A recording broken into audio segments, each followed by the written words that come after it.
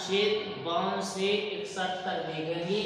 ये अनुच्छेद भाग 5 यानी संघ के बारे में है।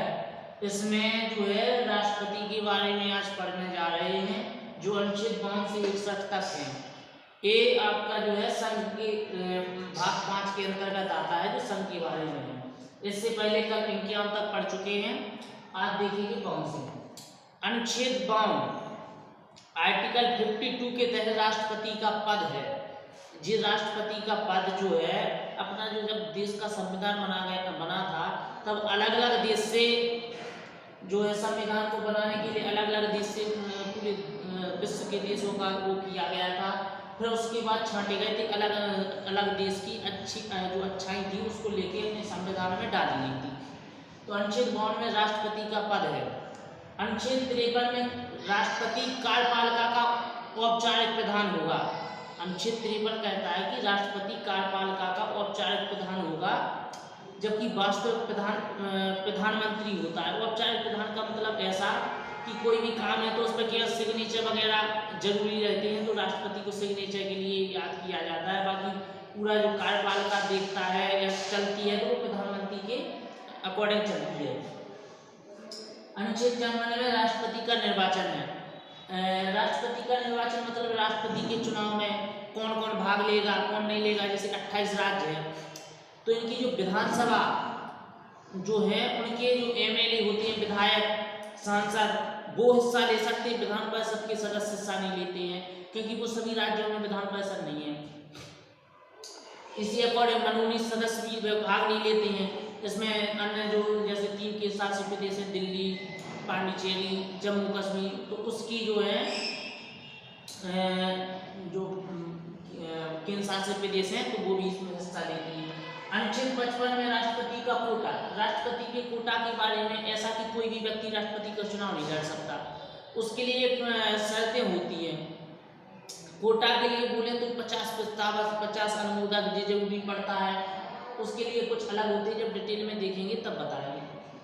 अनुच्छेद 56 राष्ट्रपति के कार्यकाल के बारे में है। कार्यकाल का मतलब समय, राष्ट्रपति का समय कितना रहेगा। तो राष्ट्रपति शपथ लेने से 5 साल तक राष्ट्रपति कोई भी व्यक्ति रह सकता है। यदि बीच में कोई रिटायर हो जाता है या फिर पद छोड़ देता है या मृत्यु हो जाती है तो अगले 5 साल तक चुनाव के होंगे, तो अगले 5 साल रहेंगे। अनुच्छेद 57 कहता है कि दोबारा निर्वाचन, यानी राष्ट्रपति कोई एक बार बन गया तो वो दोबारा भी चुनाव लड़ सकता है, निर्वाचित हो सकता है। यहाँ पर भारत में कोई ऐसी राष्ट्रपति के बारे में प्रावधान नहीं है। अनुच्छेद 58 कहता है कि राष्ट्रपति की योग्यता।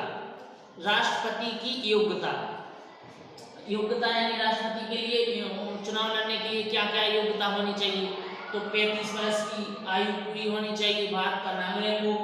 अनुच्छेद 59 कहता है राष्ट्रपति पद के लिए 10 शर्तें, यानी राष्ट्रपति पद के लिए शर्तें क्या क्या होती हैं। तो कोई पागल ना हो, कोई व्यक्ति दिवालिया ना हो, आदि शर्तें होती हैं। राष्ट्रपति की शपथ। अनुच्छेद 60 राष्ट्रपति की शपथ के बारे में है कि राष्ट्रपति को शपथ कौन दिलाता है। तो भारत का जो मुख्य न्यायाधीश होता है, सुप्रीम कोर्ट का जज, वो शपथ दिलाता है। अनुच्छेद 61 में राष्ट्रपति का महाभियोग। राष्ट्रपति पर महाभियोग की प्रक्रिया के दौरान राष्ट्रपति को हटाया जा सकता है, जो संसद में पेश करके आदि होता है। तो उसमें राष्ट्रपति का महाभियोग चलता है अनुच्छेद 61 के तहत।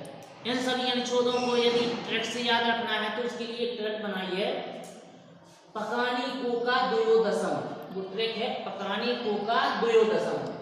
वहां से है राष्ट्रपति का पद अनुच्छेद 52 में। कहाँ से कार्यपालिका का औपचारिक प्रधान होगा 53 में। राष्ट्रपति का निर्वाचन 54 में।